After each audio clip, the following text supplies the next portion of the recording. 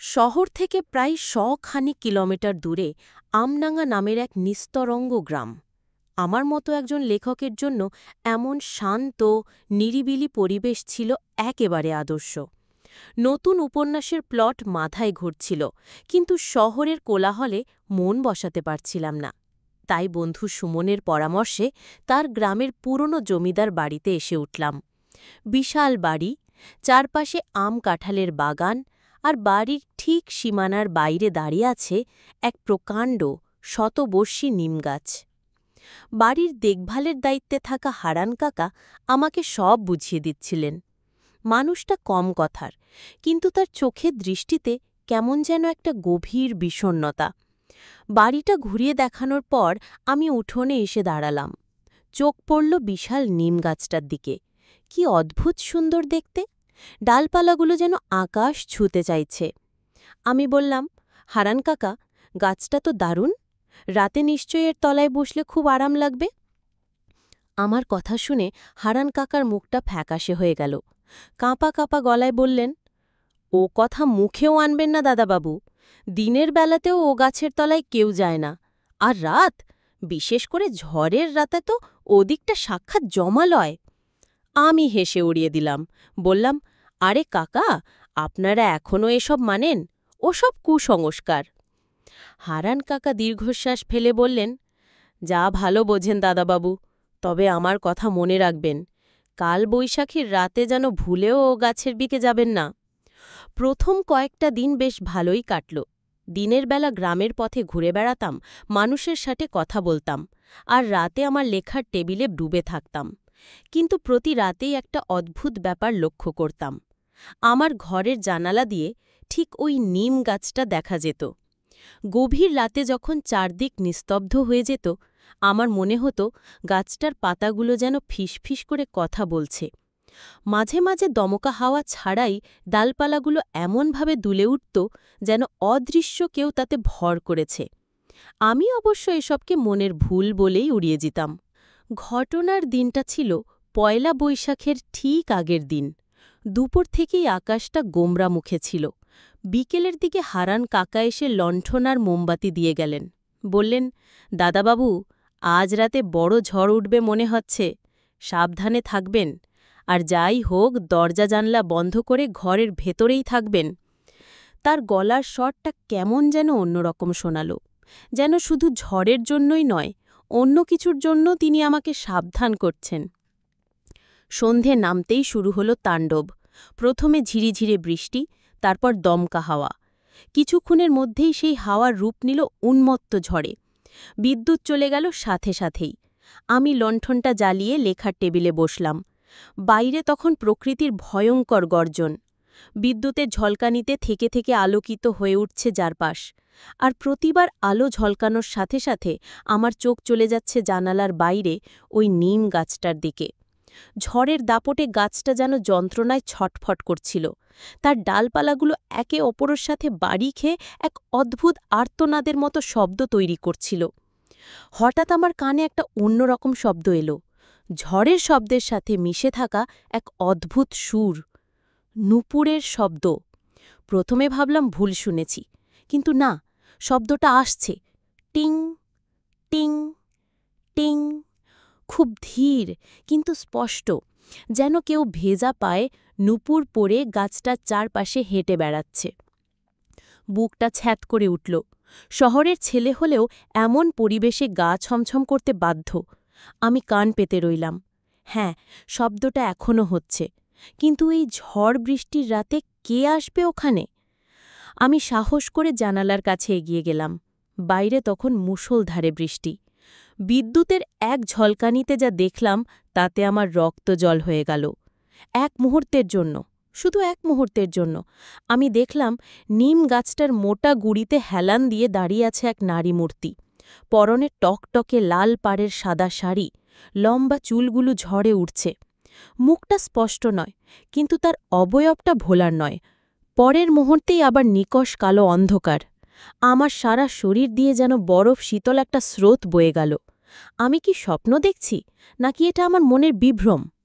নিজেকে সামলে নিয়ে আবার তাকালাম, কিন্তু কিছুই নেই। শুধু ঝড়ে উন্মত্ত গাছটা দুলছে।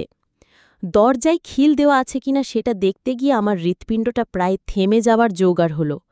দরজার ঠিক বাইরে বারান্দা থেকে শব্দটা আসছে, সেই নুপুরের শব্দ, এবার আরও স্পষ্ট। টিং টিং টিং। মনে হচ্ছে কেউ বারান্দায় পায়চারি করছে। তার সাথে মিশে আছে একটা চাপা কান্নার আওয়াজ। কান্নার শব্দটা এতই করুণ যে শুনলে বুকের ভেতরটা মোচড় দিয়ে ওঠে। আমি ভয়ে কাঠ হয়ে দাঁড়িয়ে রইলাম। নড়ার শক্তিটুকু হারিয়ে ফেলেছি। কান্নাটা হঠাৎ থেমে গেল। তার জায়গায় শুরু হলো এক খিলখিল হাসি। সে হাসি কোনো স্বাভাবিক মানুষের হাসি নয়। সে হাসিতে আনন্দ নেই, আছে শুধু তীব্র ঘৃণা আর কষ্ট। হাসিটা যেন আমার মগজের ভেতরে প্রতিধ্বনিত হতে লাগল। খুলে দে, দরজাটা খুলে দে। একটা শীতল ফিসফিসে কণ্ঠস্বর আমার কানের কাছে বেজে উঠল। কণ্ঠটা কোনো নারীর, কিন্তু তাতে কোনো উষ্ণতা নেই, বরফের মতো ঠান্ডা ধারালো একটা স্বর। আমি ভয়ে চিৎকার করতে গিয়েও পারলাম না। গলা দিয়ে কোনো আওয়াজ বেরোচ্ছে না। দরজার ওপর খ্যাচ খ্যাচ করে আঁচড়ানোর শব্দ শুরু হলো, যেন কেউ তার লম্বা নখ দিয়ে দরজাটা চিরে ফেলতে চাইছে। আমি টেবিলের নিচে ঢুকে কাঁপতে লাগলাম। লণ্ঠনের আলোটা কাঁপছিল। সেই কাঁপা আলোতে ঘরের দেয়ালে ছায়াগুলো যেন জীবন্ত হয়ে নাচছিল। আমার মনে পড়ল হারান কাকার কথা। তিনি আমাকে এই রাতের কথাই বলেছিলেন। কিন্তু কে এই নারী? কেন তার এত আক্রোশ? হঠাৎ আমার মনে হলো ঘরের ভেতরের তাপমাত্রা যেন হুট করে কমে গেছে। একটা পচা স্যাঁতস্যাঁতে গন্ধ নাকে আসছে, যেন বহুদিনের পুরনো ডোবার পাশে দাঁড়িয়ে আছি। আর সেই নুপুরের শব্দ এবার ঘরের ভেতরে, আমার ঠিক পেছনে। আমি চোখ বন্ধ করে ফেললাম। আমার সাহস হচ্ছিল না পেছনে ফিরে তাকানোর। আমার ঘাড়ে কারোর ঠান্ডা নিঃশ্বাস অনুভব করতে পারছিলাম। একটা বরফ শীতল হাত এসে আমার কান স্পর্শ করল। আমি জানি, আমি যদি এখন চোখ খুলি তাহলে যা দেখব তা সহ্য করার ক্ষমতা আমার নেই। একটা কান্নার সুর আমার কানের কাছে ভেসে এলো। আমায় সবাই মিলে এই গাছের নিচেই মেরেছিল। এই ঝড়ের রাতে আমার অপরাধ ছিল, আমি বিধবা হয়েও বাঁচতে চেয়েছিলাম। ওরা আমায় ডাইনি অপবাদ দিয়েছিল। কথাগুলো আমার মাথায় হাতুড়ির মতো আঘাত করছিল। তাহলে হারান কাকার ভয়টা সত্যি ছিল। এ কোনো সাধারণ আত্মা নয়, এ এক প্রতিশোধের আগুনে জ্বলা অতৃপ্ত আত্মা। আজ তুই আমার সঙ্গী হবি, এই একাকিত্ব আর ভালো লাগে না। সেই শীতল হাতটা আমার গলা টিপতে ধরতে এগিয়ে আসছিল। আমি আর সহ্য করতে পারলাম না। আমার সব ভয় যেন এক মুহূর্তে সাহসে পরিণত হলো। আমি মরিয়া হয়ে টেবিলের নিচ থেকে বেরিয়ে দরজার দিকে ছুট লাগালাম। দরজার খিল খুলে এক দৌড়ে বাইরে। বারান্দায় পা রাখতেই বিদ্যুতের আর একটা ঝলকানি। আমি দেখলাম আমার ঘরের ভেতরে, যেখানে আমি একটু আগে বসেছিলাম, সেখানেই দাঁড়িয়ে আছে সেই নারী। তার চোখ দুটো আগুনের গোলার মতো জ্বলছে, মুখে এক বিভৎস হাসি। আমি সেই ভয়ঙ্কর দৃশ্য থেকে চোখ ফিরিয়ে ঝড়ের মধ্যেই ছুটতে লাগলাম। কোথায় যাচ্ছি জানি না, শুধু জানি ওই বাড়ি থেকে, ওই নিম গাছটা থেকে আমাকে দূরে যেতে হবে। বৃষ্টির জল আর চোখের জলে আমার দৃষ্টি ঝপঝপে। পেছনে শুনতে পাচ্ছিলাম সেই বিকট হাসি আর নুপুরের শব্দ, যা আমাকে তাড়া করে ফিরছিল। কতক্ষণ ছুটেছিলাম জানি না। একসময় জ্ঞান হারিয়ে পথের উপরেই পড়ে গেলাম। যখন জ্ঞান ফিরল তখন ভোর হয়েছে, ঝড় থেমে গেছে, পাখির ডাকে চারদিক মুখরিত। আমি গ্রামের রাস্তায় কাদামাখা অবস্থায় পড়ে আছি। কয়েকজন গ্রামবাসী আমাকে ধরে তুলে হারান কাকার বাড়ির দিকে নিয়ে গেল। হারান কাকা আমাকে দেখেই ছুটে এলেন। আমার অবস্থা দেখে তার বুঝতে বাকি রইল না গত রাতে আমার সাথে কি ঘটেছে। তিনি শুধু বললেন, বলেছিলাম না দাদাবাবু, ওদিকটায় যাবেন না। আমি কোনো কথা বলতে পারছিলাম না। আমার সারা শরীর কাঁপছিল। আমার দুদিনের মধ্যেই তীব্র জ্বর এলো। সেই জ্বরের ঘোরে আমি বারবার দেখতাম একটা লাল পেড়ে সাদা শাড়ি পরা নারী নিম গাছের নিচে দাঁড়িয়ে আমার দিকে তাকিয়ে হাসছে। সপ্তাহখানিক পর একটু সুস্থ হয়েই আমি ব্যাগ গুছিয়ে নিলাম। এ গ্রামে এক মুহূর্ত থাকার ইচ্ছে আমার ছিল না।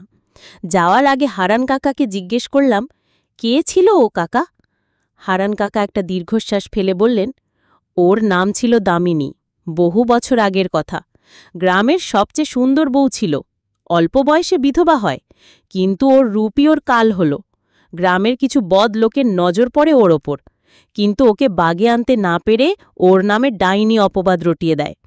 তারপর এমনই এক কালবৈশাখীর রাতে ওকে ঘর থেকে টেনে হিঁচড়ে ওই নিম গাছের নিচে পিটিয়ে মারে সবাই। মরার আগে ও অভিশাপ দিয়ে গেছে, প্রতি ঝড়ের রাতে ও ফিরে আসবে আর একজন করে সঙ্গী নিয়ে যাবে। আমার আর কিছু শোনার ছিল না। আমি সেদিনই শহর অভিমুখে রওনা দিলাম। আমার উপন্যাসটা আর লেখা হয়নি। আজ বহু বছর কেটে গেছে। আমি এখন অন্য শহরে থাকি, কিন্তু আজও যখন কালবৈশাখী ঝড় ওঠে, যখন বিদ্যুৎ চলে গিয়ে চারদিক অন্ধকার হয়ে যায়, আমি জানালার কাছে যাই না, কান পেতে থাকি। আর আমার মনে হয় ঝড়ের শোঁ-শোঁ শব্দের সাথে মিশে আমি যেন শুনতে পাই সেই ধিমি কিন্তু স্পষ্ট নূপুরের শব্দ, টিং টিং টিং। আর আমার সারা শরীর ভয়ে জমে বরফ হয়ে যায়, কারণ আমি জানি দামিনী এখনও তার সঙ্গীর খোঁজ করে চলেছে।